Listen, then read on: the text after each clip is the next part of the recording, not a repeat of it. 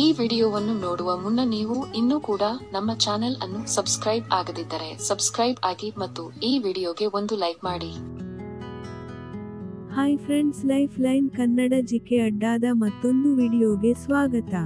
ಸ್ನೇಹಿತರೆ, ಗಂಡಸರು ಮತ್ತು ಹೆಂಗಸರಿಗೆ ಯಾವ ರೀತಿಯ ಭಂಗಿಯಲ್ಲಿ ಸಂಭೋಗ ಮಾಡಿದ್ರೆ ಹೆಚ್ಚು ಸುಖ ಕೊಡುತ್ತದೆ ಗೊತ್ತಾ?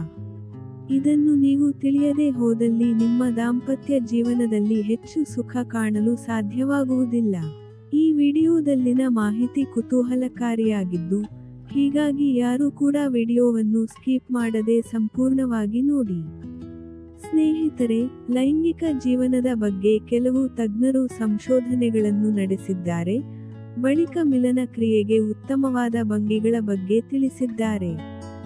ಸಾಮಾನ್ಯವಾಗಿ ಸಂಭೋಗ ನಡೆಸಲು ಹಲವಾರು ಭಂಗಿಗಳಿವೆ.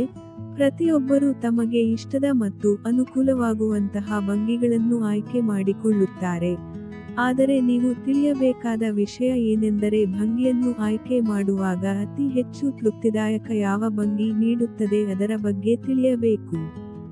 ಸ್ನೇಹಿತರೆ, ನಿಮಗೆ ಅತಿ ಹೆಚ್ಚು ತೃಪ್ತಿ ನೀಡುವ ಆಸನ ಅಂದ್ರೆ ಅದು ಪುರುಷರು ಮೇಲ್ಭಾಗದಲ್ಲಿ ಹಾಗೂ ಮಹಿಳೆಯರು ಕೆಳಭಾಗದಲ್ಲಿ ಮಲಗಿಕೊಂಡು ಸಂಭೋಗ ಮಾಡುವುದು.